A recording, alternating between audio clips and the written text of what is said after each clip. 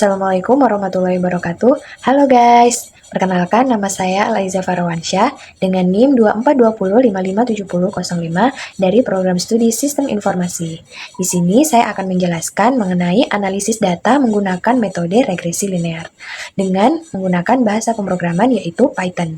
Dataset yang digunakan merupakan data advertising yang berisi hubungan antara biaya iklan dan penjualan.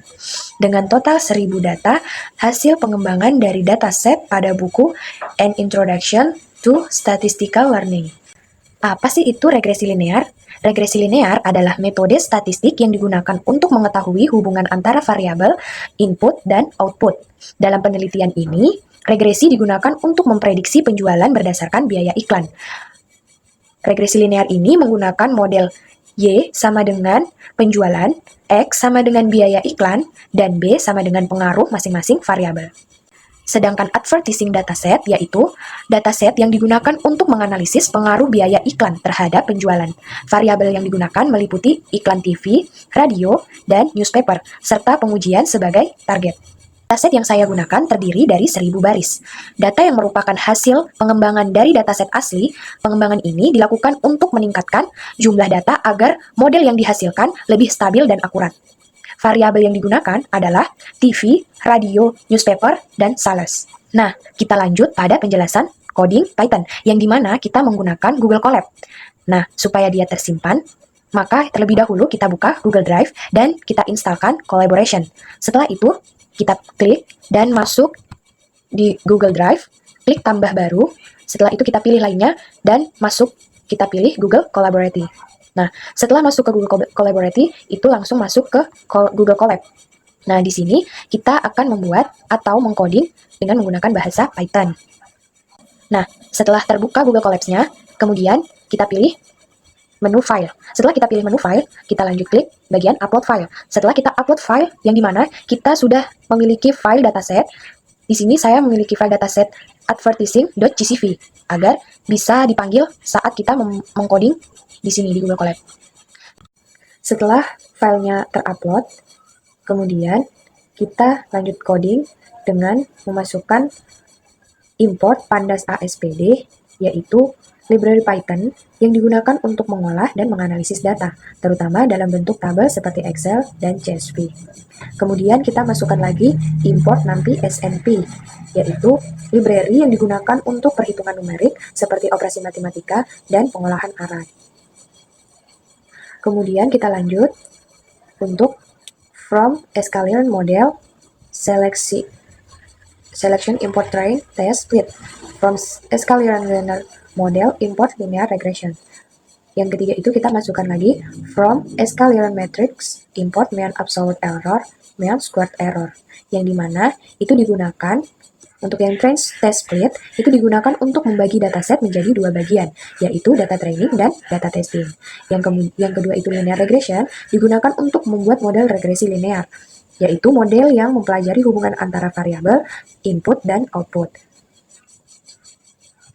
Kemudian, untuk mean absolute error itu digunakan untuk menghitung rata-rata kesalahan prediksi model. Serta mean squared error itu digunakan untuk menghitung error kuadrat yang nantinya bisa digunakan untuk menghitung RMSE. Nah, setelah itu kita lanjut di load dataset yang kita masukkan import panda SPD.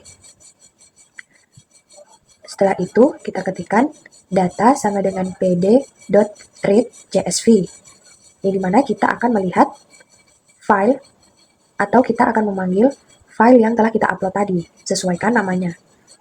Sesuaikan nama filenya. Setelah itu kita lanjut ke menentukan variabel, yang dimana kita akan menentukan variabel independen yaitu TV, radio, dan newspaper, serta variabel dependen yaitu sales. Selanjutnya, di bagian split data atau train dan test, yang dimana data dibagi menjadi data training dan testing dengan perbandingan 80:20. Kemudian kita lanjut ke model regresi. Di sini saya menggunakan linear regression dari scikit-learn untuk melihat model.